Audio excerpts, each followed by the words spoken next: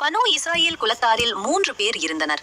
ஒருவர் தொழுநோய் பிடித்தவராகவும், மற்றொருவர் வழுக்கை தலையராகவும், இன்னொருவர் குருடராகவும் இருந்தனர்.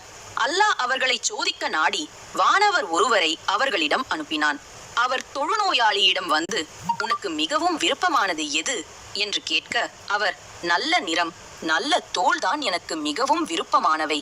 மக்கள் என் வியாதியின் காரணத்தால் என்னை அருவருக்கிறார்கள் என்று சொன்னார்.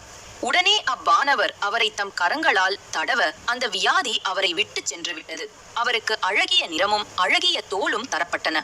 பிறகு அவ்வானவர், எந்த செல்வம் உங்களுக்கு மிகவும் விருப்பமானது என்று கேட்க, அவர், ஒட்டகம்தான் எனக்கு மிகவும் விருப்பமானது என்று பதிலளித்தார். கருத்தரித்த ஒட்டகம் அவருக்கு கொடுக்கப்பட்டது. அவ்வானவர், இதில் உனக்கு பரக்கத் வழங்கப்படும் என்று சொன்னார். பிறகு அவ்வானவர் வழுக்கை தலையரிடம் சென்றார். உனக்கு விருப்பமானது எது என்று கேட்டார்.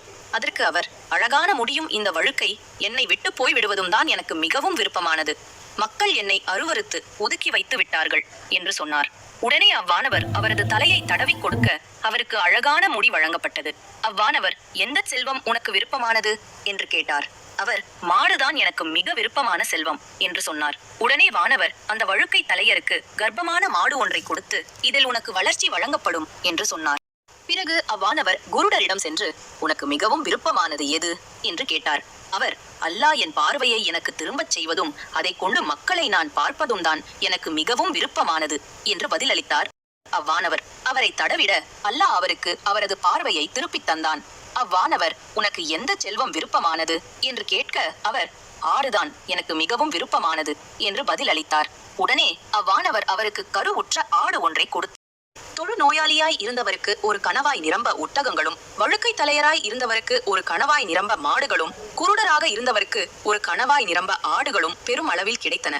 பிறகு அவ்வானவர் தொழு நோயாளியாய் இருந்தவரிடம் தமது பழைய தோற்றத்திலும் அமைப்பிலும் சென்று, நான் ஓர் ஏழை மனிதன். என் பயணத்தில் என் வாழ்வாதாரம் அறுபட்டுவிட்டது. செலவுக்கு பணம் தீர்ந்து போய்விட்டது. இன்று உதவிக்கான வழிவகை எனக்கு அல்லாவையும் பிறகு உன்னையும் தவிர வேறெவரும் இல்லை. உனக்கு அழகிய நிறத்தையும் அழகிய தோலையும் செல்வத்தையும் கொடுத்த இறைவனின் பெயரால் உன்னிடம் ஓர் ஒட்டகத்தை கேட்கின்றேன். அதன் வாயிலாக பயணத்தில் நான் போக வேண்டிய இடத்தை சென்றடைவேன் என்று சொன்னார்.